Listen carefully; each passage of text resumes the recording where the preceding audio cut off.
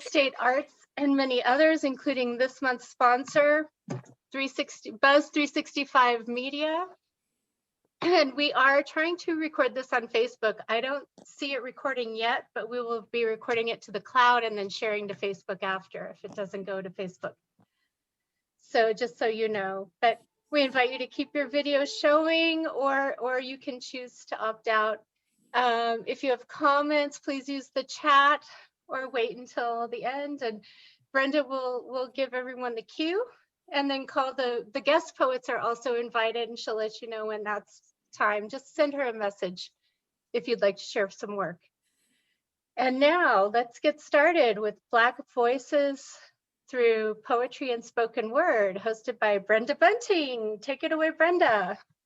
Hi, everyone. So I'm happy to see you all, your smiling faces, and it's a good time. There's just so much going on in our country and in the world and in our life. And so it's just really such a good time to be here in this space for us to be able to connect.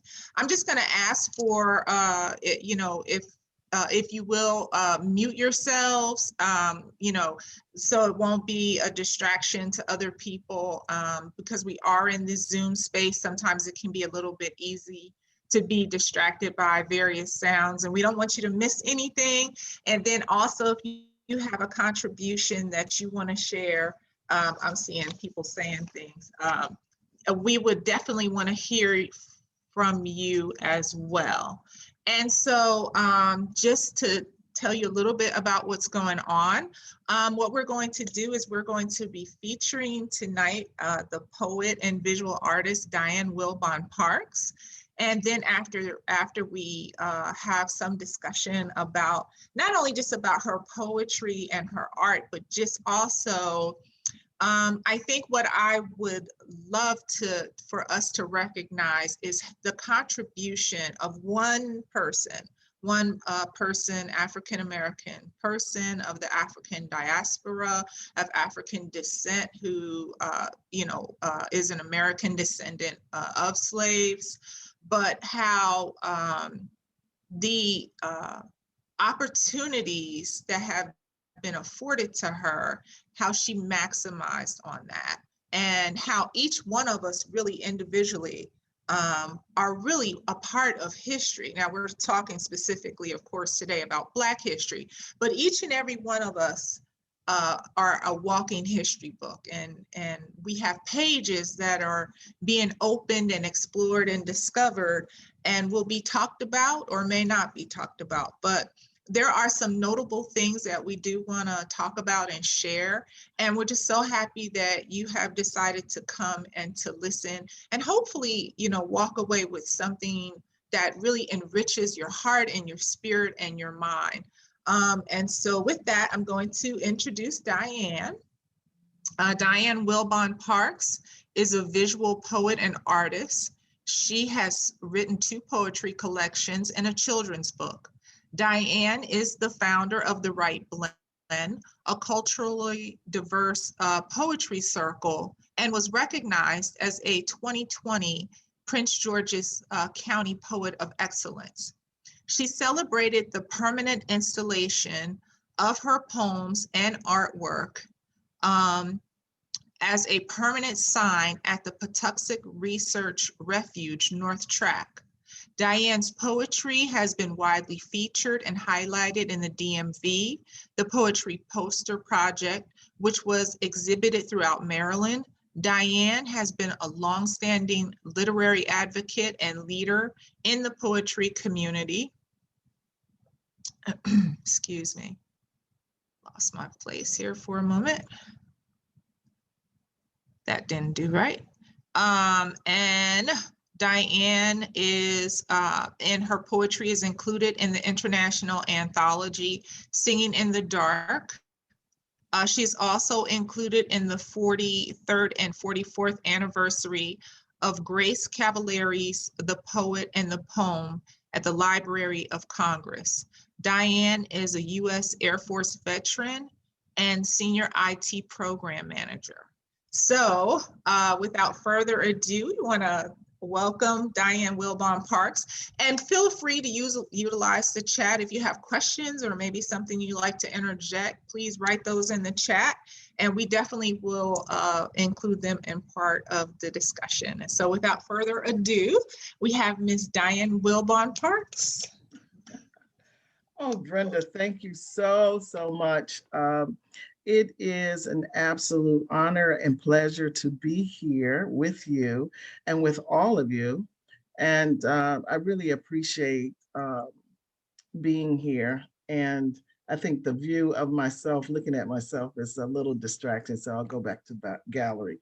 But I am just so excited to talk about my love of poetry and to share that with you. So let me just start. I thought I would just start by giving you just a little bit of my background, just a little bit. Brenda did an awesome introduction. I really appreciate that.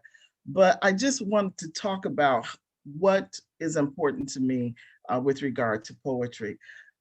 A lot of things I am moved by. And I tell you, when my mother passed away in 2018, I was absolutely moved by the fact that she was no longer here. So I do have poems that I will be sharing in just a second that references my mother, how much I love this woman. And I still, I miss her dearly. So I'm going to start with my first poem, and it's a short one, and it's called Back to Me. And this is, of course, dedicated to my mother. There is a lonesome call beating inside my chest. My gone mother is still holding my heart. I am still bleeding from every room that we've sung in. Every spooned jewel opens my mouth to find my lungs filled with a river of loss. I do not speak any language. My daughter carries all of my tongues. They will take her the long way. My mother's voice, though fading, is not far away. And still, I love what memories always do, bring her back to me. So that's my first poem that I'm sharing with you. And this poem, I just kind of want to, sometimes I'm not a spoken word poet, so don't think that I am, but I do like the rhythm of spoken word. So I wanted to share this one with you all. It's my attempt at having a little rhythm, I guess, to open this up, just to get it a little spicy, okay? So don't laugh, but this is my attempt, okay? And it's called Words Groove. Play this word until it stretches into a chord, until it flows onto vinyl, and like liquid is poured into a needle, chasing the grooves of this poem.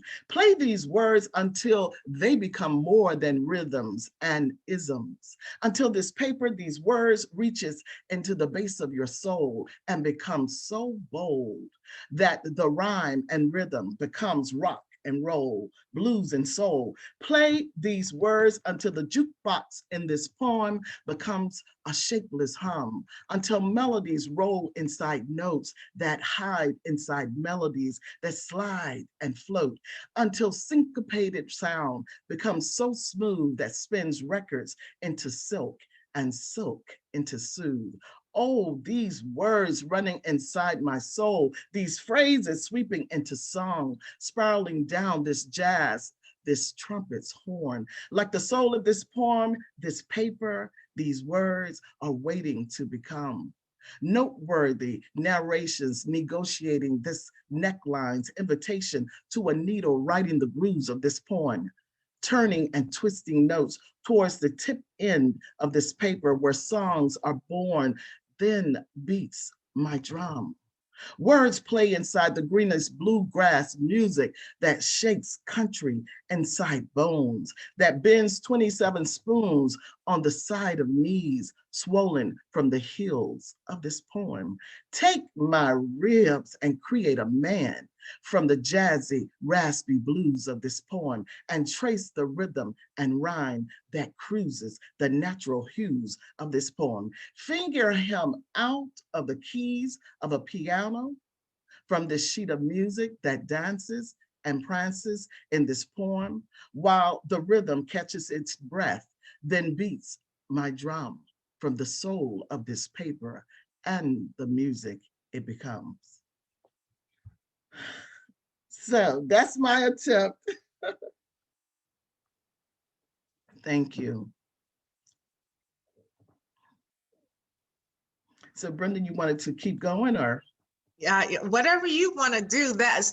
So that poem was awesome. You're getting all kind of love in the chat, and I mean, that was just fabulous, Diane. So and I love that, you know, you are talking about poetry and your mom, and just, you know, one of the questions that we got already was a thank you for your contributions, and someone had asked Irene, I want to make sure I say the name right, what is the secret of your success?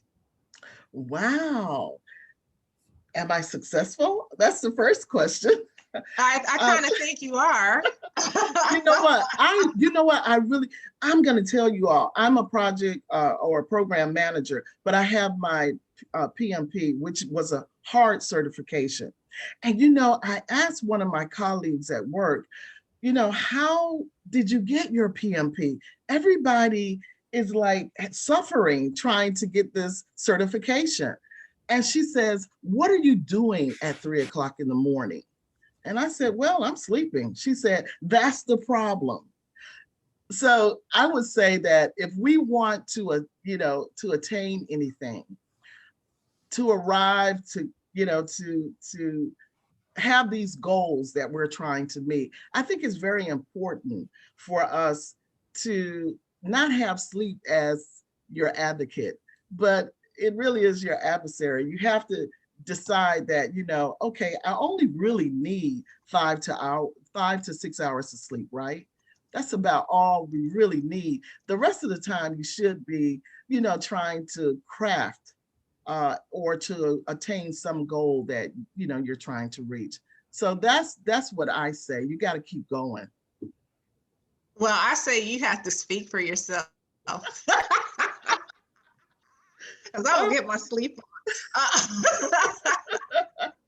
I think it's wonderful because, as you were talking, so I'm just thinking about access denied. I'm thinking about those 2 words. And I remember when I was attending college at the University of Kentucky, and I was having a conversation with an elderly lady, African-American, and she said, I'm going to college now. She says, because in the 60s, when I was your age, I was not allowed to attend the University of Kentucky. And I think about the spaces, Diane, that you have been in. I think about where you have been able to drink water and for your foot to tread. And I think about, you being a woman and also African-American and being a veteran in the Air Force. And it's not a segregated military anymore. Can you tell me as a person, an African-American, what it feels like to be able, do you feel the thousands and hundreds of thousands of prayers and voices and people pushing you, saying, congratulations, job well done, no longer a segregated military, and now you can stand equally on your own 2 feet as a veteran? Yeah, I do feel that. I absolutely feel that. You're absolutely right. So many of our ancestors and contributors from so long ago definitely gave me the ability to be in these spaces and places. I have been a minority primarily most of my career. When I came out of the Air Force, I was a network engineer. I became, you come out of the Air Force, then you get acclimated to, to life outside of the military. And I became a technician.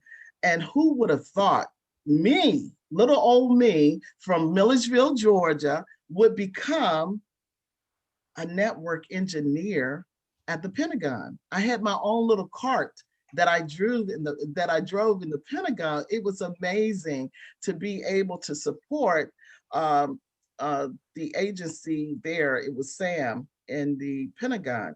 But that's just not the only place. A lot of places, even as an IT program manager, because I'm technical, there are not a lot of African American women who do what I do. There are a lot of project managers and program managers, but not technically inclined. So there have been a lot of spaces that I have walked in clearly that are that maybe I was, like at the Pentagon and at Fort Meade, the only female.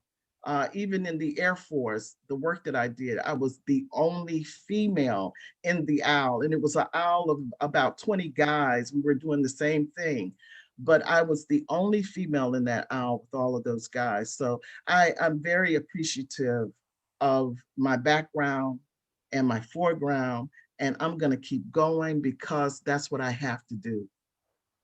That's absolutely right. I just, when I think about you and just how, you have developed so much. So tell me a little bit about how poetry has colored your life as well as your art. Let's talk a little bit about that, because I know for people who have not seen Diane's artwork, the invitation that was on Facebook, that's just a sample of it. She's an incredible visual artist as well as a poet. And I don't know if you have any poetry around your artwork that you want to share, or another poem that you want to share, but why don't you talk a little bit about the influences of your art, and as well as your poetry, where has some of that come from? And then also, how has it affected or enriched your life? Well, it definitely has affected, it has enriched. And I have to say that for me, poetry is my air. I cannot tell you how important it is for me to have it in my life.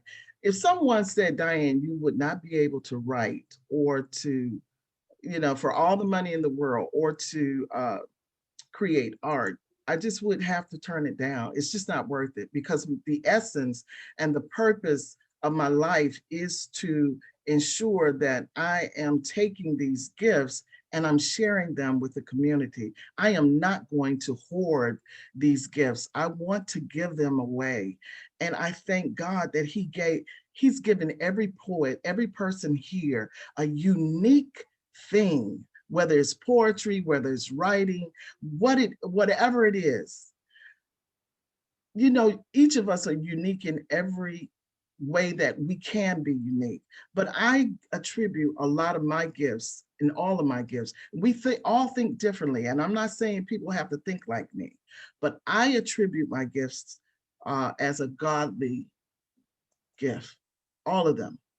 And I am very appreciative to be able to stand and say that, because I really believe that. And I believe the uniqueness of my gift has everything to do with my belief, my faith.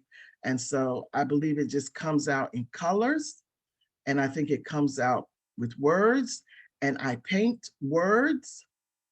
And I just love art. It's fascinating to me. It really is. Well, I think that's definitely commendable. But I know there's a lot of people who had faith, but they do not have it expressed to the degree that you do. So I do appreciate you incorporating spirituality and talking about how it has been such an expansion. So when did you start writing poetry?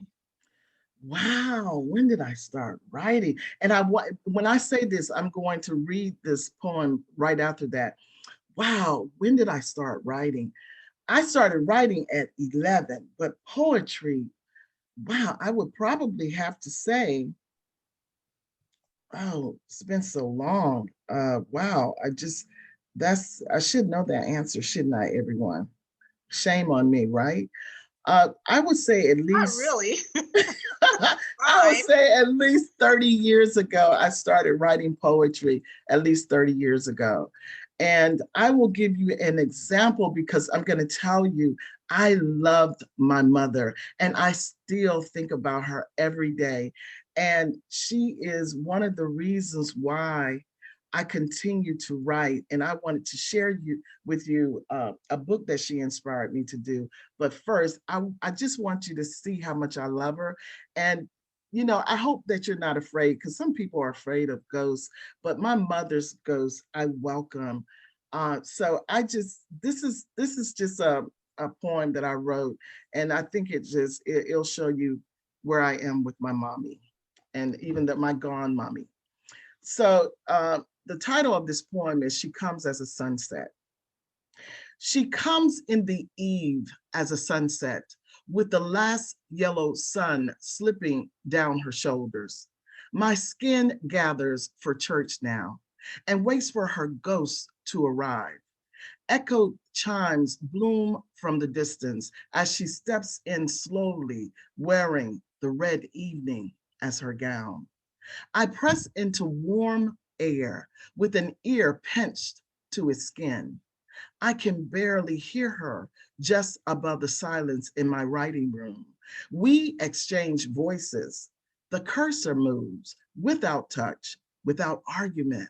So much of me shines when I feel her presence. Doesn't every adult orphan want the chance to be parented again? In our background, a church plays our favorite hymns. We worship everything in this moment: the air, the ache of loss, the bright red bird that flies into my window, the God we belong to, the bloodless fever of loneliness, the rebirth of our souls. They are different now, aren't they? This climb, holy of smells, holy of home, slowly droops above an isolated wind that waits and comes back stronger, more spiritual than before. Even now, I feel a Holy Ghost dance excitedly moving in me like an 8-year-old. No one knows that she is here with me, holding me up. I wallow so deep into her soul that I become lost. Each breath sacred, each time that we write and suppose zoetic. The air becomes cold. The cursor stops moving. The chimes from next door rings louder. The wind ungathers my skin, closes its door, and my voice becomes colorless. The crimson eve has churned into a night of silvers. The moon is white and orphaned to a dark, parentless sky. I sit alone in my writing room with fingertips pressed against what I now imagine each key to be her fingertips, and the air, her soft skin, that I will always, always lean against. Wow. Thank Wow. So that was incredible. So everyone, if you want to unmute and give some love to Diane Wilbon Parks, that I could listen to that poem 10 more times. Love it. Love it. Let's give her some love. You Amazing. all. Oh my Fantastic. God. Beautiful. Go ahead, girlfriend. All right.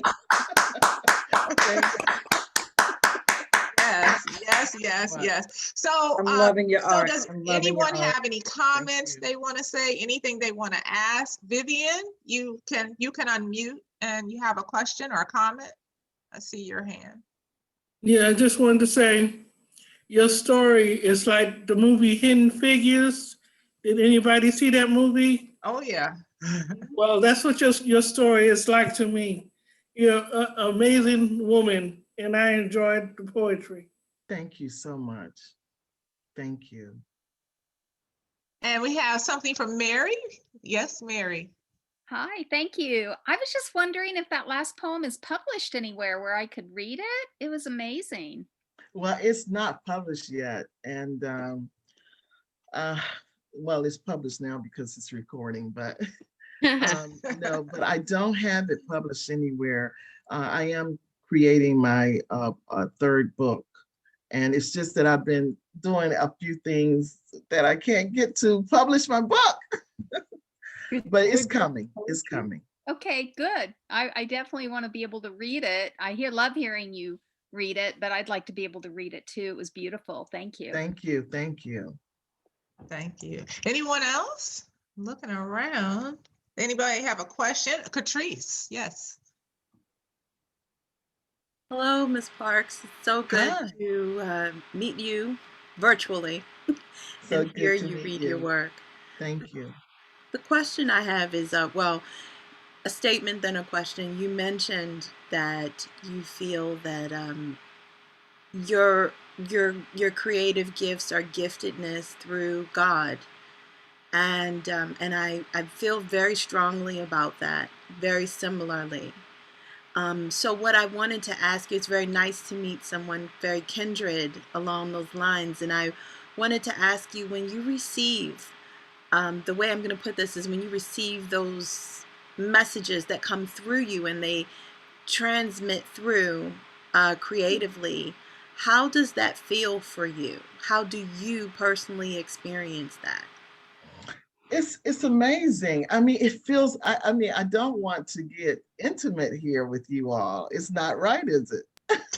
But I'm going to tell you, I feel like I'm having a moment and I don't want anyone to walk in on me when I'm writing. It's very intimate to me because when you have these wonderful, and Brenda and I have talked about this because Brenda has some amazing lines in her poetry. Her poetry is that way as well. So we have talked about these lines, and when you get them, how they wake you up at night, how you have to commit to them. So I feel very special, and it's like I'm almost losing my breath. It's coming back and forth, right?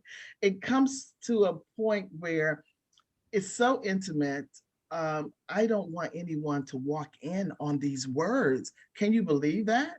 I mean, I literally am having, and I don't want to say this ugly, but it's like making love. You know, I feel just unclothed.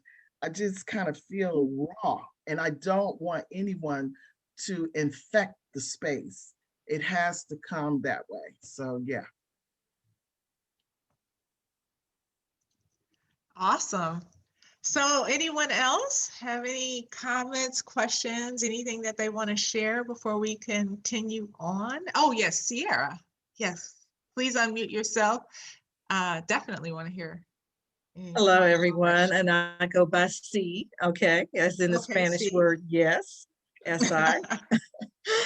But I totally enjoyed hearing you. It just lifts my spirit. And that's what poetry is supposed to do. And so I liken hearing you to listening to Kenny G or Richard Elliott. You know, those are two of my favorite musicians these days, but I totally enjoyed your poetry. Thank you. Thank you so much, Sierra. Oh, I appreciate you so much. I'm so glad you came. Honestly, I'm so glad. Great. So now, Diane, now that you've blown us away and we've had a chance to give our accolades and catch our breath, and because that last piece, I mean, all of your poetry, magnificent, but we just had to get a little break. that one, oh my goodness, I just keep thinking, hearing the crimson sunset and the sun and the adult, being an adult orphan. Oh my goodness. I mean, what a concept, to think of it like that. And such a powerful language in such a powerful way. So, do you have something else for us about family, about Black history, about the ancestors that you would want to share? Absolutely. This is one that, just to let you all know, I am part of the Voices of Woodlawn. Hiram invited myself and Lady Di and Patrick to come along with him at Woodlawn Plantation in Virginia. Now, this is not one that I wrote directly from that experience, but this poem has come about since that experience. So this one is entitled The Inherited Journey. I look across fields that flung purple journeys, heavy with sound. Then I go back to the fields of my mind, desperate to see, but come up empty. I am here where you were, where you plucked the earth, where your whole body was fractionalized and demoralized, where your stood was bent, your fullness empty. I reach inside your footprints and fingerprints, but the earth has covered you in thick green grass. I know that you are still here because you are pulling me, and the will of your spirit will not let go. I hear your whisper still wailing. My bones crackle like wood burning. The sparks that have spun up are raw. I feel you rattling in my spirit, your bones beating, threading into tattered stories. But the blood is still sealed with the blood of Jesus, never broken. I am from the leaves and the trees of my people. I am from the eyes and the forgiving hearts of my people. I am from the songs and the hopes and the dreams and the will of my people. I am from the trials and the tribulations and the forget-me-nots of my people. From the hands of pickers, growers, sowers, builders, diggers, cleaners, cookers, fetchers, leaders, thinkers, doers, believers, all are my people. I am kept by the field of my mind's eye, where the field is forever becoming much clearer, and the story of my people will reap a harvest from then to now, from as far back as oceans decide, as up close as 40 acres to the droplets of rain that dances in between the songs of rivers of hallelujahs to God's everlasting love and favor. I am the footprint, the voice of the whispers of long ago, that spirits the will to feel the hollowed out stories of my people. Absolutely stunning. Oh my gosh. Wow. Wow. I mean, now that is Black history. Oh my goodness. Absolutely incredible. And I just think it's such a beautiful way of just kind of, you know, moving forward in our program and just talking about Black history, because what you did was I mean, it was like our ancestors just reached up through your veins and through your bones and through your bodies and came straight out of your mouth and just gave such a powerful witness and testimony of we are here, and the resiliency, you know, I mean, our history, our Black history, it is not a tragic tale. It is a tale of resilience and brilliance and survival and beauty and faith and hope and courage. And I heard all of that in your poem, Miss Wilbon Parks, every bit of it. So Brenda, it was. I just heard a poem coming out of you. I love it. Can I say something? Absolutely. And I heard forgiveness and I didn't hear hate. Thank you. Yes, yes, yes, yes. I mean, you know, what's done is done.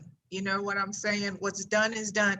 And so we build on the strong backs of our people and move forward and look to the light and positivity creativity always. It's just remarkable. So you spoke about so much. You gave such a rich tapestry. I just see this huge quilt that you've been weaving the whole time that we've been in this space. So, but I want you to talk a little bit more about your art, which is absolutely incredible. You know, I'm a fan. If I had the money, I'd buy every single piece and be like, it's all mine. Yeah. So tell us a little bit about the color, and I am particularly interested in the vibrancy of your art. So you want to talk a little bit about that and how your art and your poetry, how it interplays in your life? Well, see, now with the art, everything has to be bright because I think on the inside of me, there's a light. And just like my writing, you know, my writing is more of a figurative style of writing. The artwork is a little bit complex to me. Not all of it, but a lot of it, and it's layered. You know, is similar to what I do with the poetry. Sometimes there's always a message in my poetry, as there is a message in the art.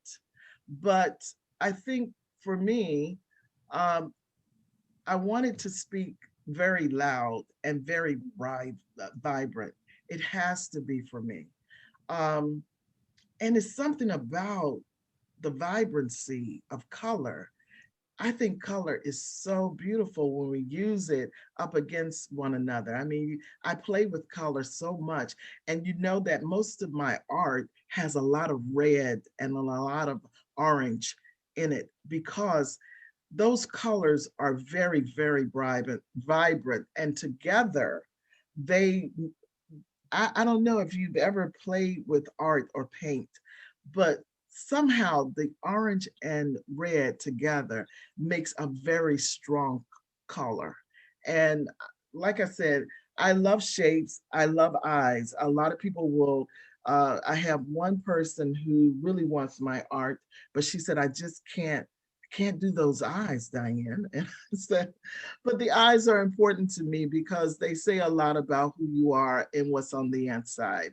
So I just think it's a lot of different layers. If you see my artwork, a lot of people have said it looks like Picasso, it's Cubism. I've heard so many people say different things about my art, but all I can say is that I'm just kind of focused on bringing bright colors, because when I look at a field of wildflowers, I mean, I'm telling you, I'm high off of colors. Look at butterflies, the wings, the birds. I mean, why can I just take some of that and put it on paper or on canvas? So yeah, I'm just really, really a very bright person on the inside. So it reflects onto my paper pages as well as onto the canvas. So I'm going to ask you a sort of off-topic question, and sorry, and it's fine if it's not. But let me ask you: do you happen to have Bright Eyes close to you? Which one? The Bright Eyes painting. Oh. Can you show us? I don't know. I don't have it close if you to don't me want though. to, you don't have to. She has this incredible painting, and every time I see it, I'm like, I'm gonna have to do something illegal to get that painting. You know, you know what I need to do, Brenda? I really need to be able to bring my art in a space where everybody can really see it. And it's kind of unfortunate that I don't have that. But I do want to say this. I don't know how much time I have, but there was one last poem that I wanted to read whenever you wanted me to do that before everybody else get a chance to read. Because I want to, absolutely, I kind of want to weave the fact that we're talking about color and brightness with my going out poem. So whenever you're ready for going out, but not gone. Yeah, I will be here, but you know, I don't want to take up everybody's time, right? You're doing just fine on the time. So okay, so you tell me. Take it away. Okay, so this I just want, when I leave a reading, I want people to feel the light that's on the inside of me. I need to leave you with something really. I want you to think of, when you think about Diane Wilbon Parks, think of color and think of light. So this is my light to you, okay? The title of this is Give Me Light. In as much as I can take, give me light. In as much as I can dream, give me hope. And the souls of first stars lit by rays that burn with such intensity, to love, to crave, such harmony that shine as a string of lights bellowing in air with every string that falls into knitting. My hope is that you take your place. You take your dreams and swing them over your shoulders across America, across Europe, into Africa and India and Asia. Leave your Moulin teas, fill every dark space with a candle of your smile. Shave the moon of its starlit dust. Spread your light and hope on others. Open the jar of every part of you that loves, that sings and wants and dreams and hopes with the burning rays that rise inside your throat. There is always a sun spinning loose there. There are no secrets, there is no darkness, only light.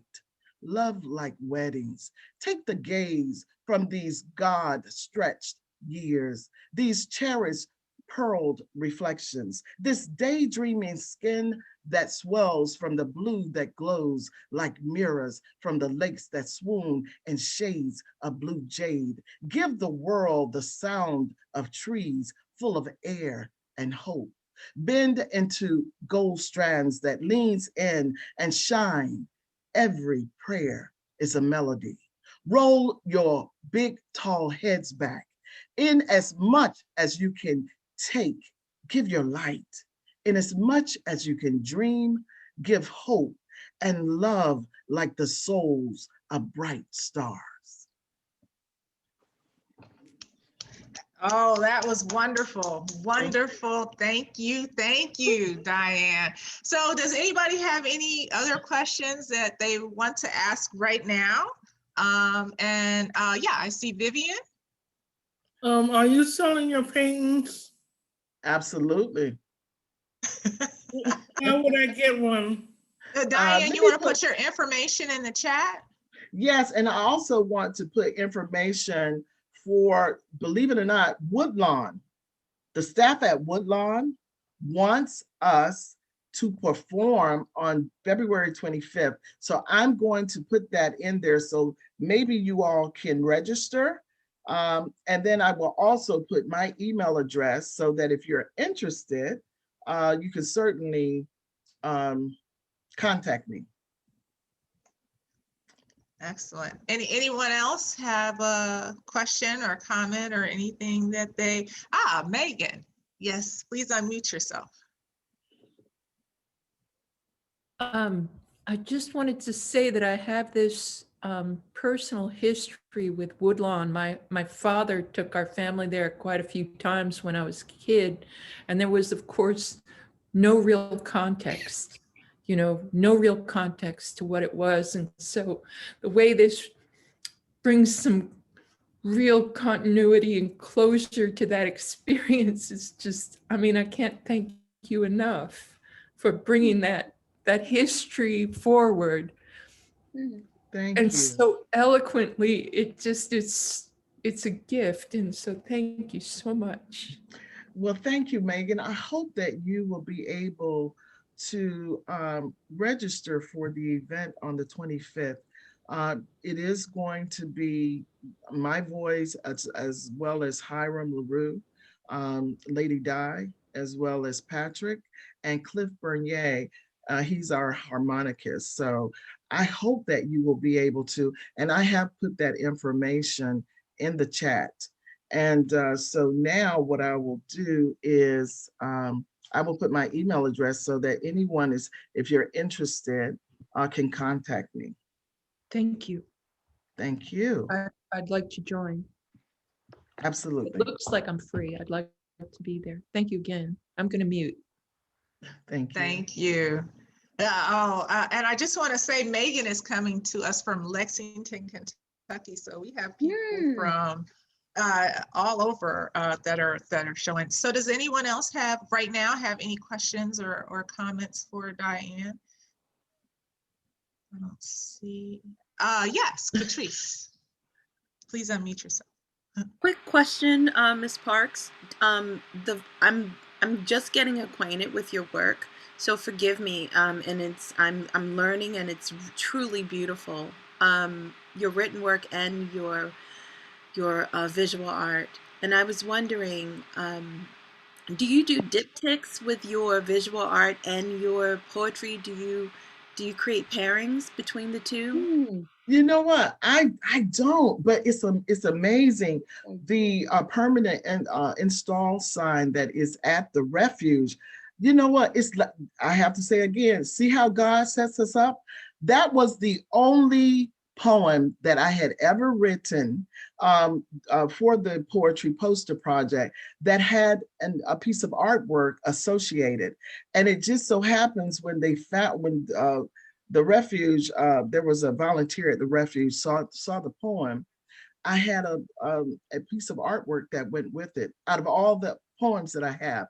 Usually I don't pair them, but I have been to a workshop where people would write to my artwork, but I don't necessarily, because I don't know, I could do that, but I haven't done that yet. And I was thinking about doing a book and then doing that, but no, I don't have pairings, but that's something I want to do. Great, and I saw someone else's hand. Sierra, yes, Sierra, please unmute yourself. I'm sorry, Yes. I remember. Okay. My question for Diane is, how long have you realized that you were an artist? Because of course, my art has not changed since kindergarten. So I know it's a foregone conclusion. I was never called to be an artist, but I always admired people who are artists. And, I just wanted you to speak to that if you would. Yes, I can speak to that. I will speak to that. And I'm going to do a plug right now, okay? So I did the cover, I don't know if you can see this, of The Right Blend, the culturally diverse group. So this is the book. This book can be bought on Amazon.com as well. So let me say when I knew I was an artist, okay? Well, here again, I tribute everything to God, because when I had my two little children, I did not have a babysitter. I didn't believe in that. And I stayed and I wanted to take care of my children. And you can imagine I was tired at the end of the night. And so what I did, and I didn't take up dancing, I didn't take up smoking or anything like that.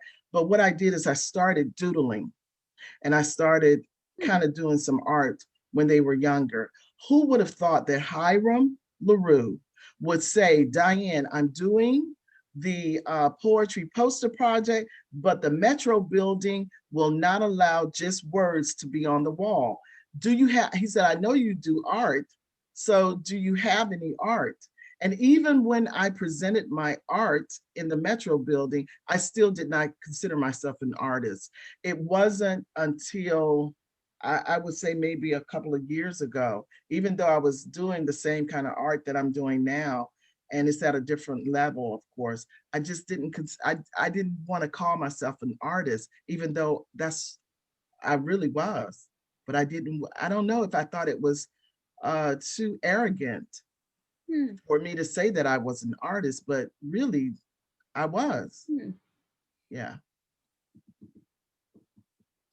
Did I answer your questions, C? Yes, you did. Yeah. And I'm sitting here jealous because I only have one talent. The only thing I can do is with words. And after that, I'm done. Well, there's one more thing that I wanted to say. And remember, I'll be quiet because I love to talk.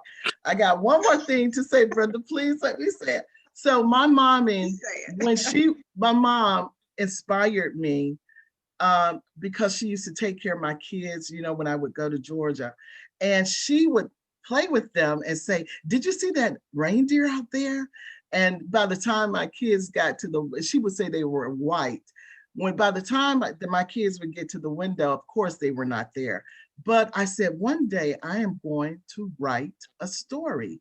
And I did. And this one is entitled Grandma Doodle Dances with Reindeer. And the artist was amazing in here. I mean, Oh my God. it's so amazing. I love him because I'm very whimsical. And he did everything that I wanted him to do. Of course, I had to coach him, okay? Because I'm an artist, right? But yeah, so that's it. And Brenda, thank you. Lisa, thank you so much. I really appreciate it. This was fantastic. Thank you. From a children's author to a wonderful poet, visual artist, everything.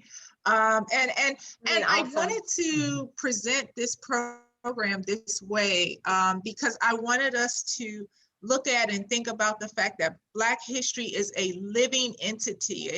It definitely is Frederick Douglass and Sojourner Truth and Harriet Tubman and Phyllis Wheatley, but it's current day. And as you can see, just from this one offering, it's just been a magical hour that we spent with one person, with one figure in Black history. And so I had to pull this off my wall. I hope you can see it, but this is a painting I was fortunate to be able enough to buy from Diane. And I don't know if you all can see that. You got Brenda, back up some. Yes. Can people see it? No, let me spotlight you. Just have to find your, if you can talk, you'll light up. Yeah. Okay. I'm trying to get the light. Because it's heavy. And everything, and let people be able to see it. But that is just beautiful. Love that. It's beautiful, isn't it? An example. So thank you for working with me. Diane, thank you so much for your contribution to the world. I sincerely believe that all of us, you know, as we come into this place, we are just stones. And, you know, life is an ocean, and we think we're very small, but we ripple all throughout, you know, and that is the energy, the words, the actions, the things that we do just ripple outward. And so I have to say, Miss Wilbon Parks, you have a beautiful ripple effect. And so thank you for that. And so do you. Thank you so much. And so that is, I just cannot say enough about that. You have a comment, Vivian? Yes, I want to know, do you have an email address? Yes, I put it in there, and I can put it back in there. I mean, Brenda, I have yours already. I mean, Brenda. Oh, I'm sorry. Oh yeah, yes, I do. I'll put that in there as well, in the chat as well. So Brenda, I have a quick comment if I could make it. Oh yes, absolutely, Marlon. I came in this program late, and I'm sick that I missed it, but I had another engagement. I am speaking from a voice from way back, longer than any of y'all have ever known this girl. I don't know what happened tonight, but I've known what's happened when we were in grade school and when we were in high school. Diane has always been a message carrier.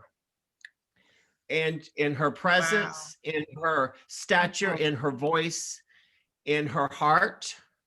And I'm honored that she is still doing it. And I love it when she said she didn't think that she was an artist, but she's been an artist for years and years and years and years. So love you, Diane, and congratulations on a great evening. Oh, I love you, Marlon. I love you so much. Yes, I think that the humbleness that Diane has is incredible. She said she didn't know whether or not she was an artist. I'm thinking, okay. So I'm just looking around to see if anybody. Yeah, she's not an artist. Nobody is. Yeah, I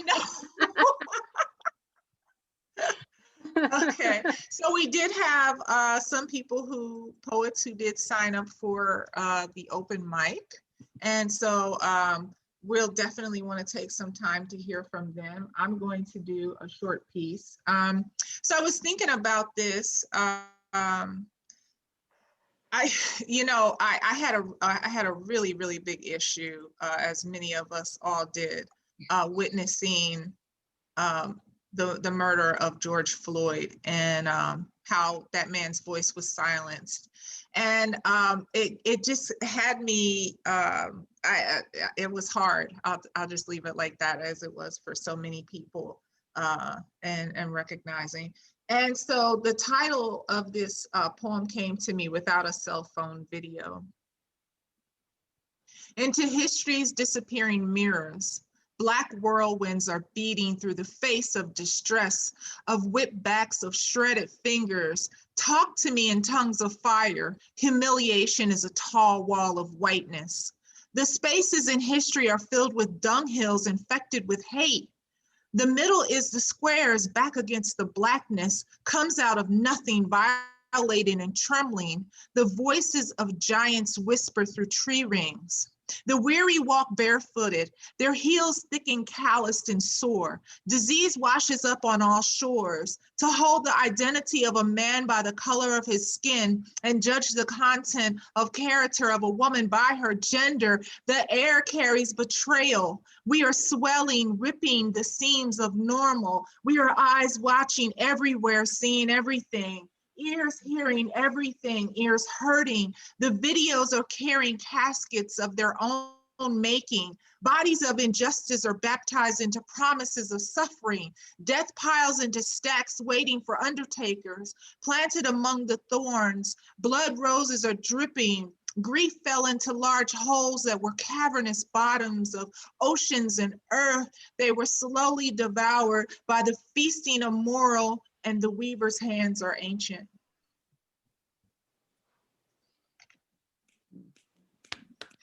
Wonderful, Brenda. Oh my gosh. Thank you. Always powerful. Always so powerful, Brenda. Yeah. Great. And so this last piece is ancestor worship. To you, my mighty ancestor, the stars shone in your eyes as you endured the endless indignities.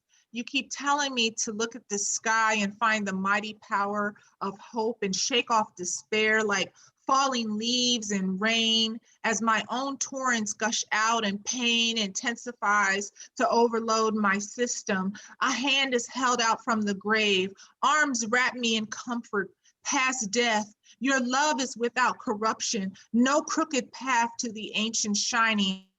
I want to lean into a tree and cry until I disappear into the sturdy trunk and find the passion to release my fears into its strength.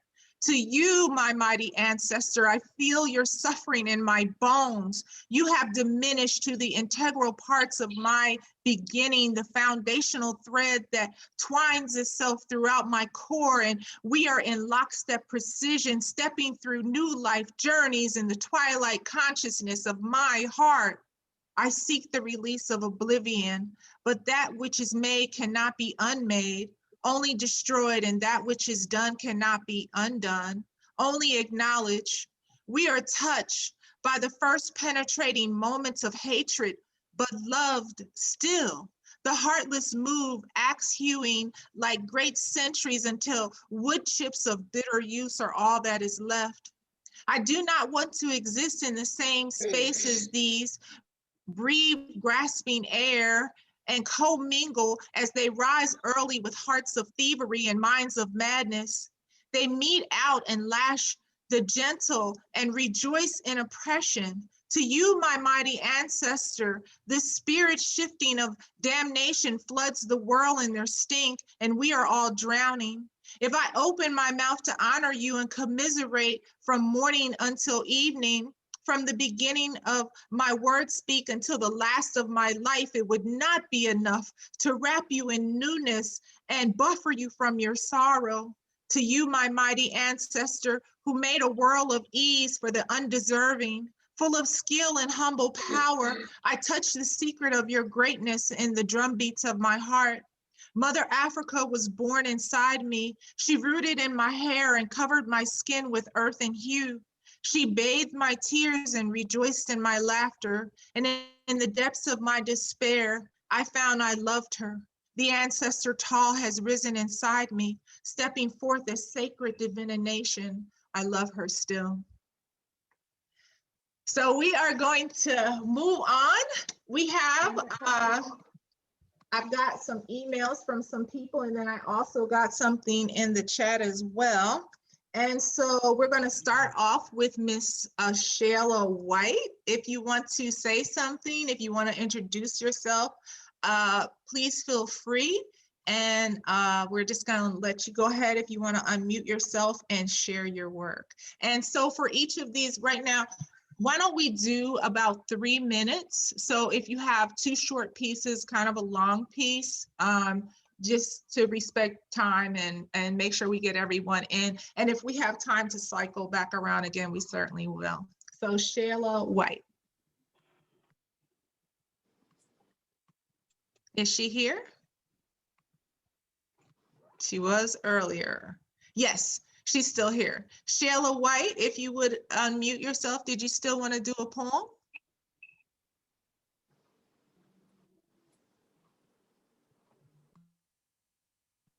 Maybe she stepped away from her computer. I know Patrice Smith asked to read. Oh, okay. And so did D. Allen. So why don't we go with Patrice and Patrice, I'm sorry. And excellent, Miss Smith. And then we'll go with D. And then maybe Shayla will come back.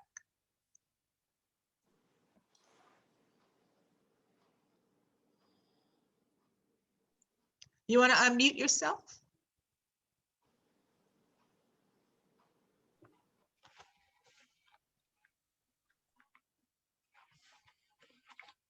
All right, unmute myself. My poem, good evening. My poem is one that celebrates Black history. It reconnects us to the motherland, and it's called Safe Passage. Downpours, siphoned from the richness of the indigenous land, pouring freely into vacuous vessels, flowing assuredly and rushing relentlessly, rippling steadily over meandering streams through raging rivers to wed with transatlantic waterways that await to swallow their cornucopias of much needed nourishment. Their spirits soon swiftly swept away and transported thousands of nautical miles to the banks of a continent abroad, toward waiting, hungry souls who stand with unquenched thirst, peering beyond into the far distance from the shrunken, seamless shores, longing to be drenched with a severed history and once again embrace mother's long lost love. Thank you. Thank you, Patrice. Did you want to share, or do you have a short one that you want to share? Or No, you wanna... just okay. that one. All right, thank you. That was wonderful. Yeah, if we come back around, I'll be ready with another one. Absolutely, absolutely. Beautiful. Okay, and then for our next speaker, we'll hear from D. Allen. Yes.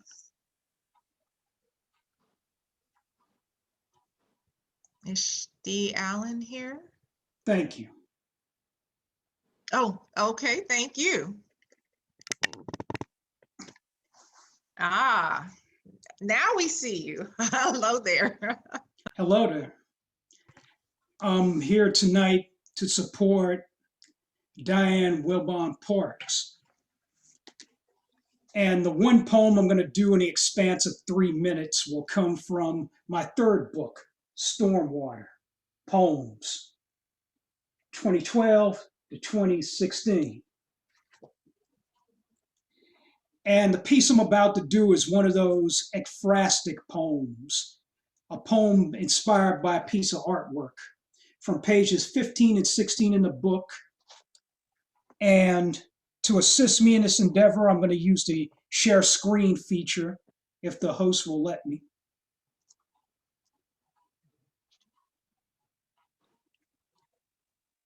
or whoever's doing tech for this event.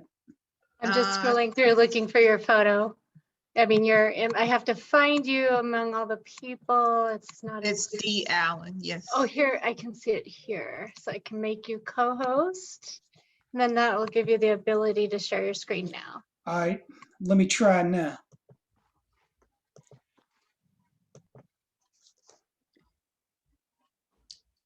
From pages 15 and 16 from the book Stormwater, this is called The Forbidden Act.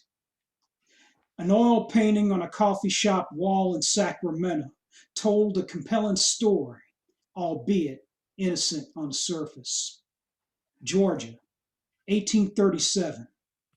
After a long day's work cleaning the landowner's mansion and waiting on his privileged family, hand and foot, 2 black slave women returned to their cabin at sundown, lit some candles, and engaged in an act illegal in all southern states. One slave woman of braided hair reached for a hardcover book she smuggled from the mansion one day. The other slave woman with glasses and snow white head shawl sat in a rocking chair, ready for her lesson. One slave woman led the tutorial. The other slave woman was led through 2 open book pages, lush garden paths of new words, new phrases, sentences, paragraphs that would throw the landowner, the overseer, and their way of life off balance if they were ever repeated aloud. New words, new phrases, sentences, paragraphs, signs of life outside the plantation. And the more the seated slave woman's eyes scanned the open book pages before her, the more those tight metal shackles began to unlock within her mind. And suddenly she was finally free. If only her work-worn body would follow. By flickering candlelight, 2 black slave women plotted their quiet escape from bondage, lifelong darkness, through the most forbidden act of reading. Wow. Wow, And thank you. And that poem was called The Forbidden Act, inspired by the painting Learn Me to Read by Akinsanya Kamban, based in North Beach, California. I can't find the original painting that inspired that poem online anymore. So that black and white photo from the 19th century was the closest thing I could find. And that poem came from my 3rd book, Stormwater, available from Poe Press. From this computer mic to your ears, I'm D. Allen. Thanks for listening. Every month is Black History Month. That's right. Yes. Speak on it, D. Wow. That was wonderful. And please share your poetry with us. We'd love to include in our newsletter for Silver Spring Town Center. I'm putting my email in the chat anytime. Your work is always welcome to be featured. Thank you. Yes. Yeah, D, Thank you. please put your information, D, in the chat as well. That brought tears to my eyes because I just think about how much, and most of us are, we're readers, we're learners, we love words, we love, and just to not be able to read, to be threatened with an inch of your life and to be beat because you're reading. I mean, that just did something to the back of my head. I'm telling you that just, it was painful. Yeah, right after Nat Turner was publicly executed along with other escaped prisoners from his plantation in Virginia back in 1831, all the southern states passed similar laws forbidding slaves to become literate. Any slave that was caught with a book in their hand was punished. Anyone who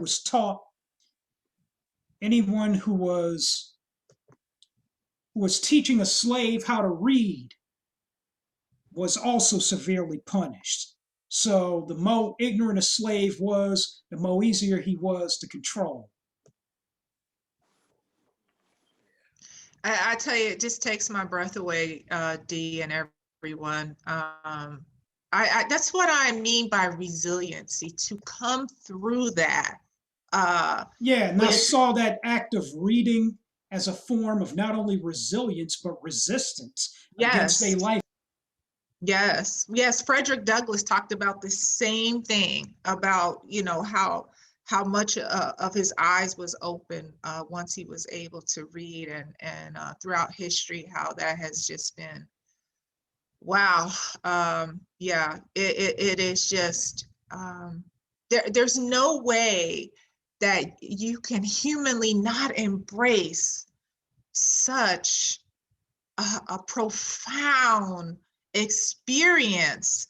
As you say, every day is Black history, because every day is history, period. Each and every one of us. So much love to you, Dee. Thank you for so much for your offering, and for everyone, for Patrice, for your offering, for everyone. And Catrice, are you ready to share something with us? I am. Thank you so much. I am very grateful for this. So, we've had such an interesting conversation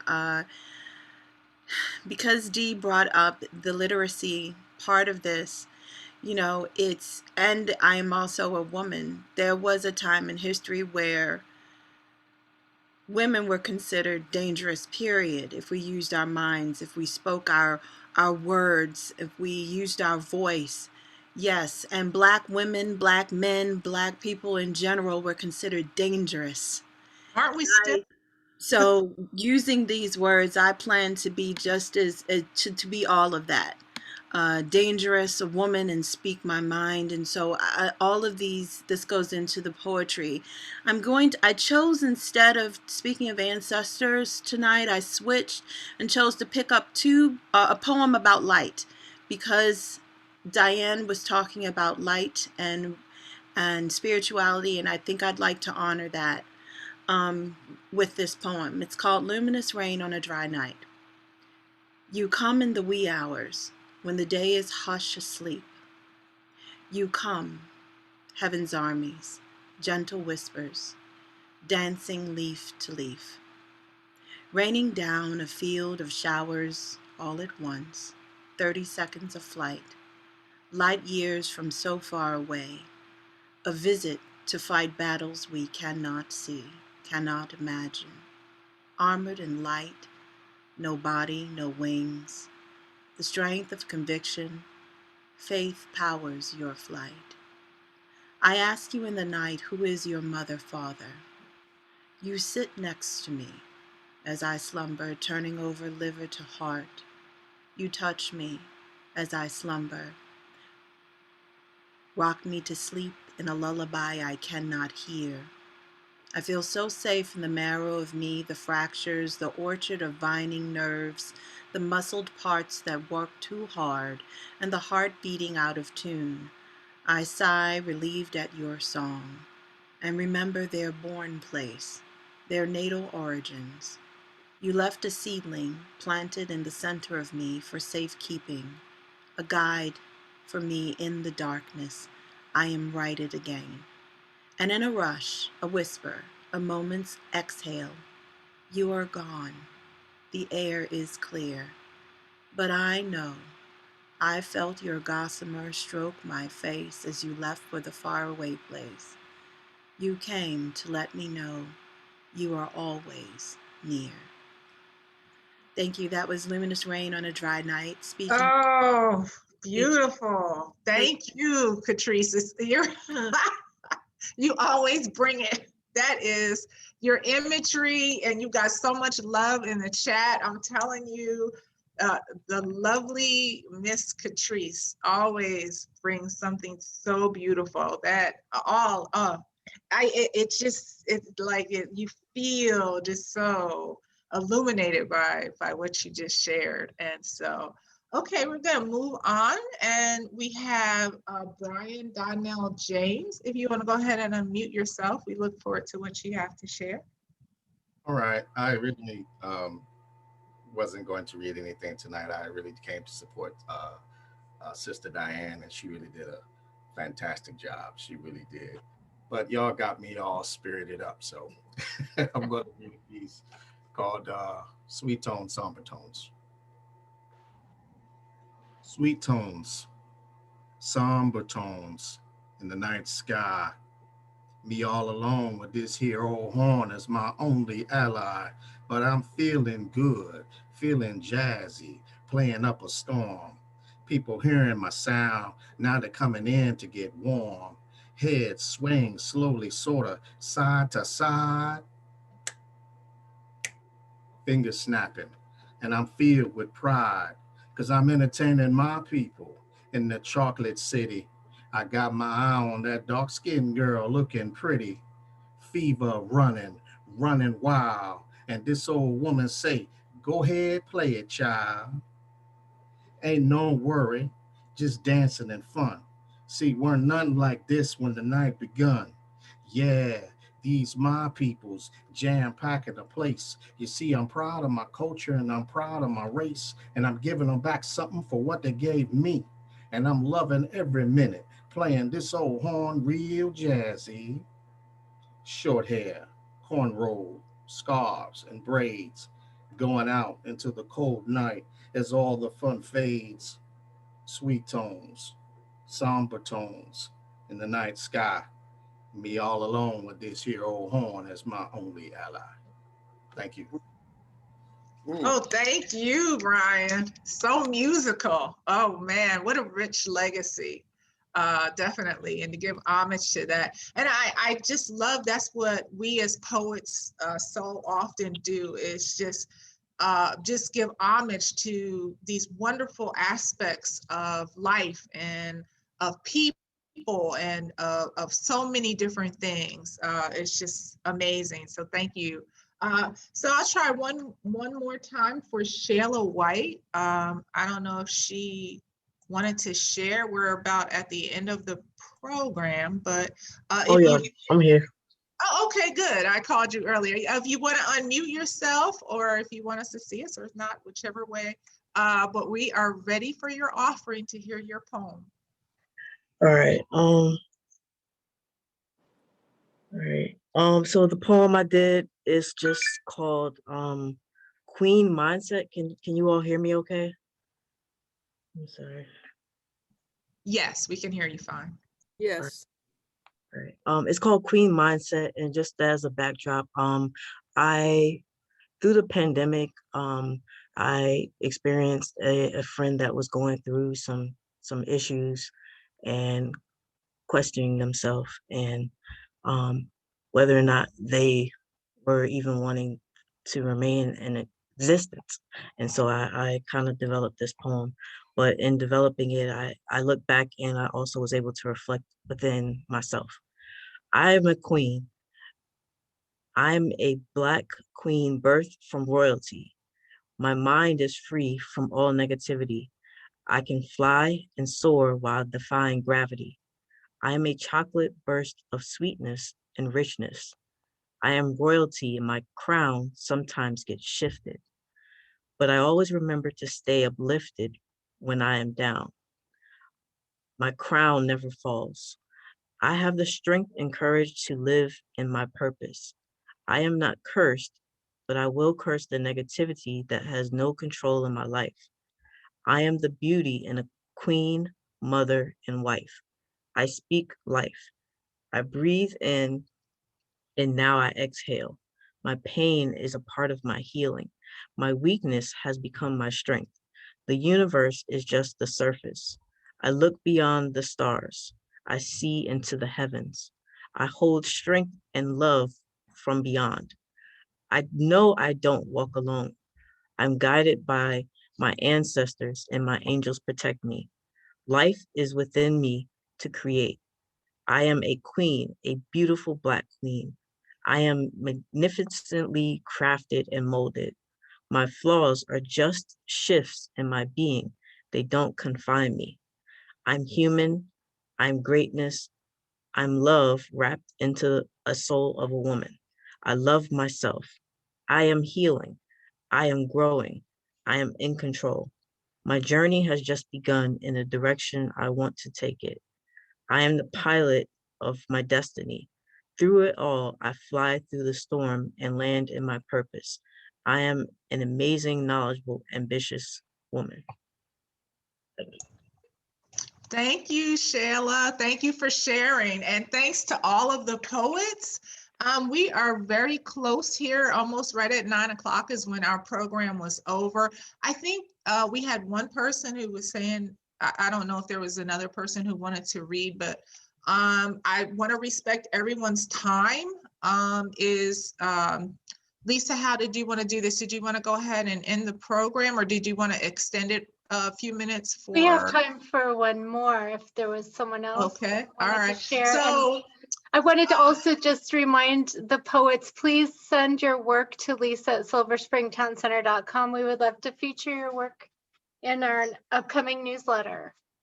And I just have to give a shout out to the audience, because you have been, I feel it. I feel it through the Zoom sphere. I feel the energy. I give yourselves a round of applause. You've been wonderful. You've been enthusiastic. You haven't been sleeping. You've been awake and enjoying, and I can feel it. I can tell. So we have one more. I think it was Susan. Is that what you were saying, Diane, that Susan wanted to read? So we have one more poem. Yes. Susan Sonde? No.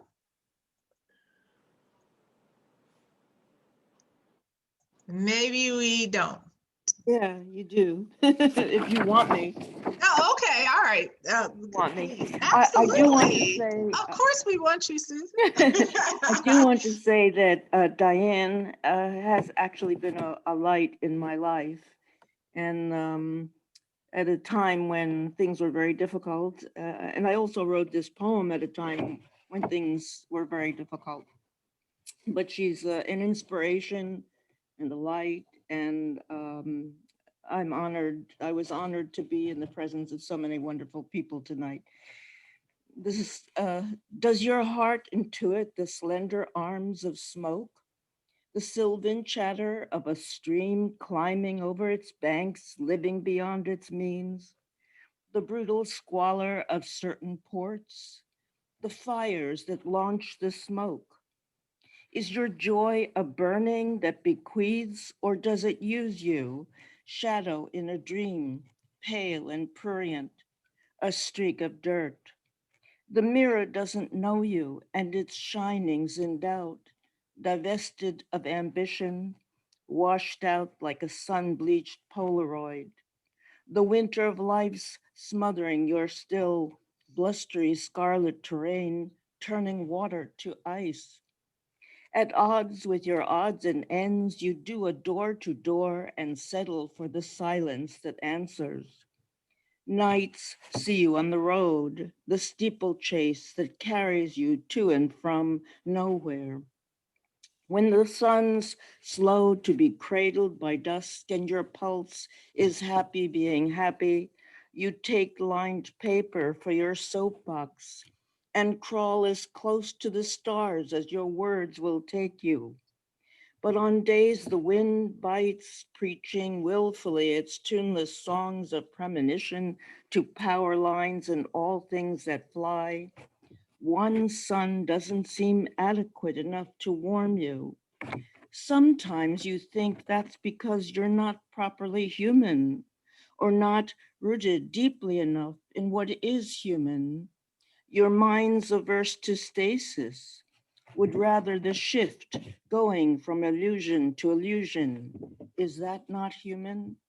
You live in the murkiest of scribbles, hike forests of ink-stained fingerprints. Yours the wordless cries of a blossom-like erasure, like some PTSD who periodically puts a gun in her mouth, steals pennies from fortune-telling scales in drugstores, and runs drugs for her local kingpin.